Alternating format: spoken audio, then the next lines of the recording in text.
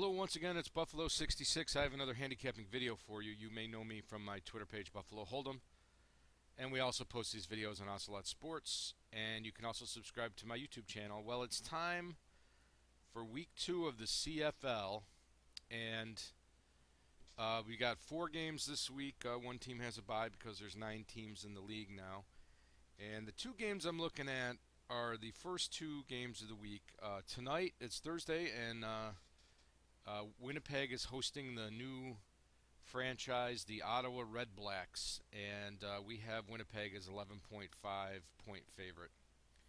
And this game has been off the board in most places, and the few places that do have a lineup have Winnipeg favored by 6.5. So that's a swing of 5 points. And on Friday, on the 4th of July, the BC Lions are going to Montreal, and we have British Columbia as a 5-point favorite, and the line is 2.5. So that's a swing of 2.5. Let's take a look at those games on covers. And obviously, the Winnipeg game, Ottawa has no history. Henry Burris, who was most recently with Hamilton last year and took Hamilton to the Grey Cup game, is the Ottawa quarterback, and this is his 15th year in the league.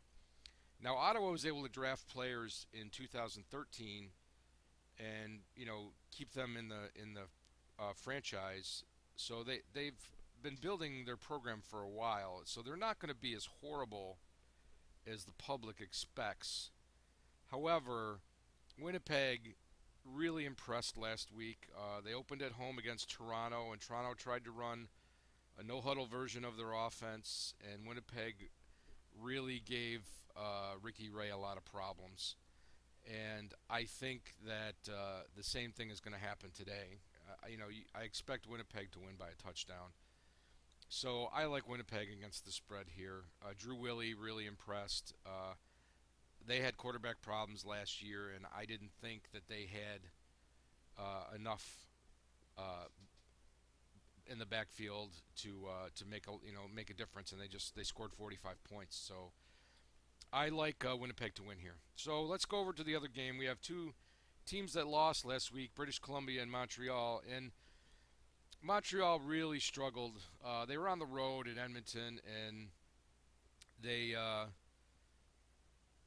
Troy Smith, the former Ohio State Heisman Trophy winner, is their quarterback, and he unimpressed last year, and he unimpressed again last week. I don't think he's really progressed as a quarterback.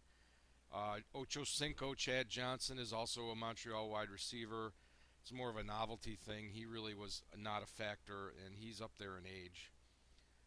British Columbia, on the other hand, put up points in the first half, and they only put up 2 field goals in the second half. They got picked off 4 times. Now, their best quarterback has been injured, Lule. I think he's on a 6-game IR, but they've shown that they can put up the points if they just didn't. Their defense kept the yardage way down. So if they avoid the turnovers, they should be fine. I like British Columbia to get it done on the road here. Montreal's kind of a mess. So simple analysis, those are the 2 games we're going to go with. So I'm going to go over the sports book. And right now, the British Columbia game is not.